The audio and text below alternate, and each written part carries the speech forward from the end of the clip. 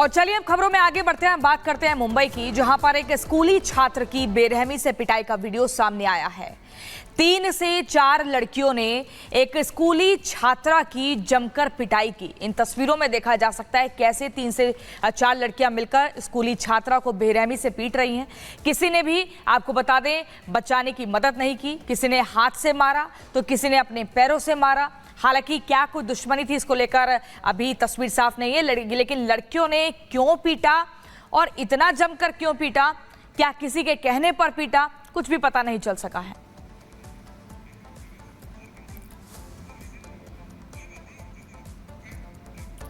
और बांग्लादेश में हिंदुओं पर अत्याचार लगातार थमने का नाम नहीं ले रहा। वहां से लगातार तस्वीरें इस तरह की सामने आ रही है जहां पर हिंदू घरों को टारगेट किया जा रहा है और तस्वीरें हम आपको दिखा रहे हैं। देखिए तस्वीर आप देख सकते हैं। सवाल ये कि बांग्लादेश में कब थमेगी हिंसा, क्योंकि एक बार फिर हिंदुओं के घरों को, उनके मंदिरों को निशाना बनाया गया है। तस्वीर हम आपको दिखा रहे हैं। देखिए ये शिव मंदिर है, बांग्लादेश में शिव मंदिर, जहां पर किस तरीके से मंदिर को टारगेट किया गया। मंदिर में तोड़फोड़ की गई। शिवलिंग आपको नजर आ रहा है। एक बार भारत की तस्वीर भी देखिए। ये मंदिर है, शिव मंदिर है, जिसमें भगवान शिव की जो तस्वीरें हैं वो वहां पर मौजूद हैं, शिवलिंग वहां पर मौजूद है और दुर्गा मां की तस्वीर भी आप देख रहे हैं। और इसी दौरान इस मंदिर पर अटैक किया गया, जलाने की कोशिश की गई, तोड़फोड़ की गई।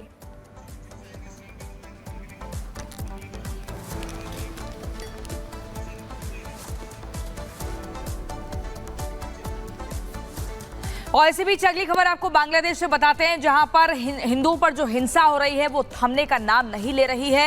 हिंदुओं के घरों से लेकर मंदिरों तक तोड़ा फोड़ा जा रहा है। और इस सब के बीच वहां के जो मौलाना हैं वो लगातार नफरती भाषण दे रहे हैं, भड़का रहे हैं। एक तरफ हिंदू टारगेट पर हैं वहां के कट्टरपंथियों के, और उसके अलावा आपको बता दें मौलाना भी लगातार माहौल बिगाड़ने की कोशिश कर रहे हैं। और इस बीच बड़ी खबर आपको बता दें, आवामी लीग पार्टी के नेताओं की बड़ी मुश्किलें। शेख हसीना के करीबियों के खिलाफ नए केस दर्ज किए गए हैं। 4 पूर्व मंत्रियों के हत्या केस में रिमांड पर 2 पूर्व अधिकारियों को भेजा गया है। तो ये बड़ी जानकारी इस वक्त मिल रही है। आवामी लीग पार्टी के नेताओं की अब मुश्किलें बढ़ती हुई नजर आ रही है, क्योंकि शेख हसीना के खिलाफ कई और मामले दर्ज कर लिए गए हैं। शेख हसीना के करीबियों के खिलाफ भी नए केस दर्ज किए गए हैं। तख्ता पलट के बाद ये हालात, जहां पर शेख हसीना और उनके करीबियों पर लगातार मामले बढ़ रहे हैं। 4 पूर्व मंत्रियों को हत्या केस में रिमांड पर भेजा गया है।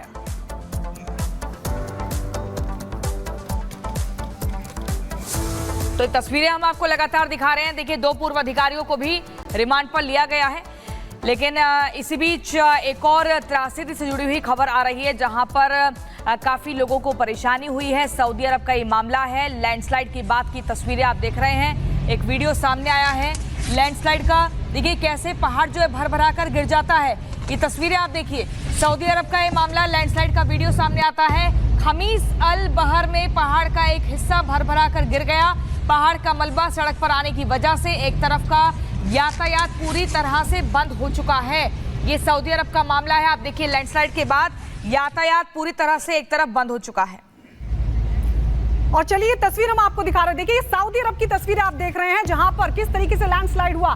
पहाड़ का एक बड़ा सा जो हिस्सा था भर भरा कर नीचे आ जाता है। पहाड़ का ये हिस्सा गिर पड़ा और जो नीचे वहां आवाजाही थी वो भी बाधित हो गई। लेकिन किस तरीके से वहां पर लगातार जो कुदरत का कहर है वो देखने को मिल रहा है। सऊदी अरब में बाढ़ बारिश का सितम तो है ही, लेकिन ये जो तस्वीर हम आपको दिखा रहे हैं, देखिए पहाड़ का एक बड़ा सा हिस्सा था, किस तरीके से मलबे के साथ जो पत्थर थे वो नीचे गिरते हुए दिखाई दिए।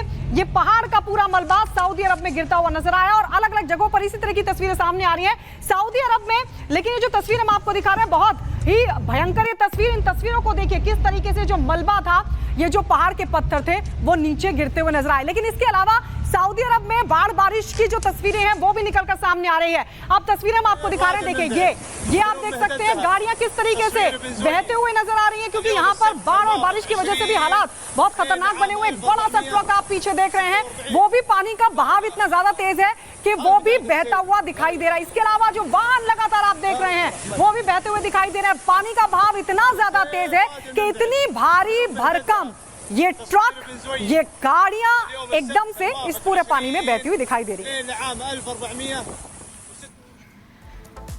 और इसी बीच अगली खबर आपको बताते हैं, अमेरिका के न्यूयॉर्क में पुराने पावर प्लांट को ध्वस्त कर दिया गया है। दरअसल इस पावर प्लांट को 2022 में बंद कर दिया गया था। इस पावर प्लांट में कोयला जलाकर बिजली का उत्पादन किया जाता था और इसी के चलते आपको बता दें इसको ध्वस्त किया गया है, क्योंकि इससे पर्यावरण को नुकसान पहुंच रहा था, लोगों को परेशानी हो रही थी, जिसके चलते 2022 का ये पावर प्लांट जो कि अमेरिका के न्यूयॉर्क में था उसे ध्वस्त किया जा चुका है। और जब ध्वस्त किया गया आप देखिए किस कदर धूल का जो गुब्बार है वो उठा। इसी पावर प्लांट में कोयला जलाकर बिजली का उत्पादन किया जाता था, जिससे पर्यावरण दूषित होता था और उसी पर रोक लगाने के लिए ये पावर प्लांट जो कि 2022 में बनकर तैयार हुआ था, इसे 2024 में यानी कि ठीक 2 साल के दरमियान इसे ध्वस्त किया जा चुका है। आपको बता दें इसके अंदर जो कोयला जलाकर बिजली का उत्पादन होता था उसमें पर्यावरण में पॉल्यूशन बहुत ज्यादा फैलता था, जिसके बाद ये कदम उठाया गया है।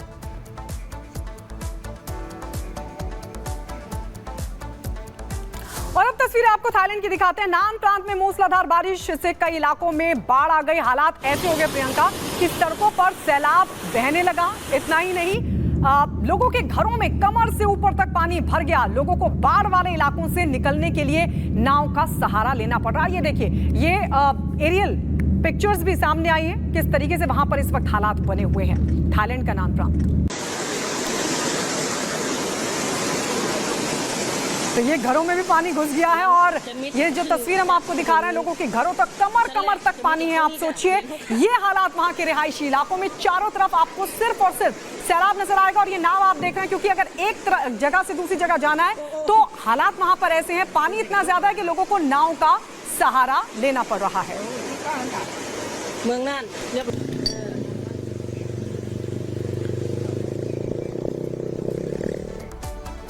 और चलिए अब अगली खबर आपको बताएंगे। रूस के व्लादिवोस्तोक शहर में एक दीवार ढह गई, जिसके बाद हर कोई हैरान हो गया कि आखिर ये क्या हुआ। आपको बता दें घटना उस वक्त हुई जब उस दीवार के नीचे कई गाड़ियां खड़ी थी। तभी बारिश की वजह से दीवार की नींव कमजोर पड़ गई और करीब 7 गाड़ियां क्षतिग्रस्त हो गई। आप देखिए, गनीमत ये रही कि जिस वक्त दीवार ढही वहां कोई मौजूद नहीं था, वरना बड़ा हादसा हो सकता था। देखिए, आप देखिए कैसे किस तरह दीवार ढहती है और गाड़ियां जो वहां खड़ी हुई थी वो इसकी चपेट में आ जाती हैं। चंद सेकंड्स में कई गाड़ियां ध्वस्त हो जाती है। एकाएक की दीवार गिरी है। ये रूस का मामला है। रूस के व्लादिवोस्तोक शहर में भारी बारिश के चलते एक दीवार गिरती है और उसकी चपेट में कई गाड़ियां आ जाती है। लेकिन गनीमत ये रही, बार बार ये कहा जा रहा है कि अच्छा हुआ कोई शख्स वहां पर नहीं खड़ा था, वरना एक बहुत बड़ा हादसा हो सकता था।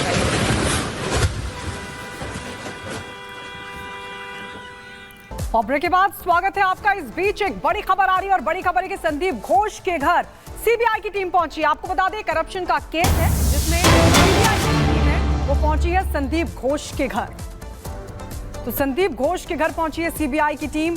आपको बता दें सीबीआई की टीम करप्शन केस में जांच तेज कर चुकी है और इसी कड़ी में संदीप घोष के घर पर पड़ा है छापा। RGK medical college corruption case की भी अब जांच को तेज कर दिया गया है। इसके अलावा आपको बता दें संदीप घोष से लगातार पूछताछ हुई है। संदीप घोष का पॉलीग्राफी टेस्ट भी हुआ।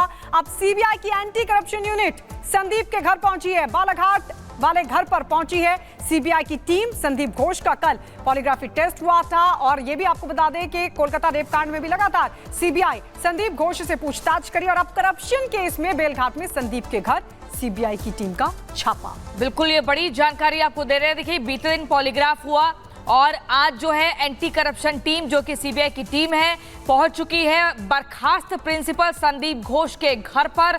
यहां से जांच का सिलसिला और आगे बढ़ेगा। साथ ही जो करीबी है, देवाशीष नाम बताया जा रहा है संदीप घोष के करीबी का, उसके घर पर भी छापेमारी की गई है। आपको बता दें आरजीकर अस्पताल को लेकर भ्रष्टाचार के आरोप लगे हैं। और इसी खबर पर जतिन हमारे संवाददाता हमारे साथ जुड़ गए हैं।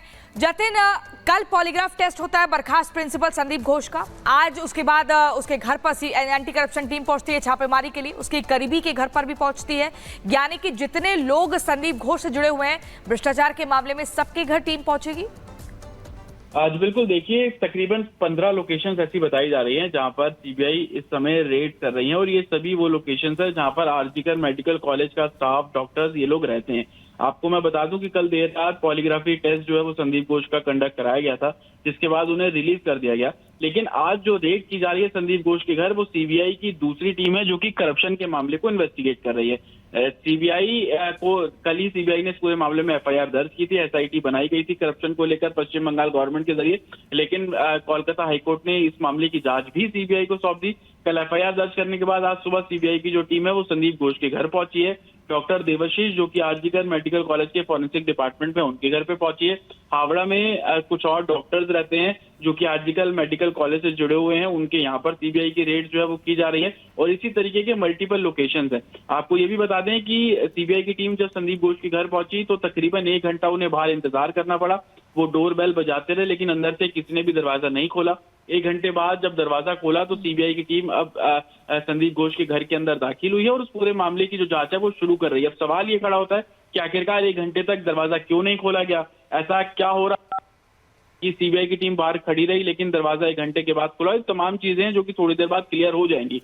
लेकिन करप्शन के जो एलिगेशन संदीप घोष और आरजीकर मेडिकल कॉलेज पे लग रहे थे, उसको लेकर सीबीआई ने कल जो एफआईआर दर्ज की उस पर जांच अब बहुत तेजी से चल रही है। तो ये कहना गलत नहीं हो रहा कि दो तरफ से सीबीआई ठीक है। शिकंजा जो है वो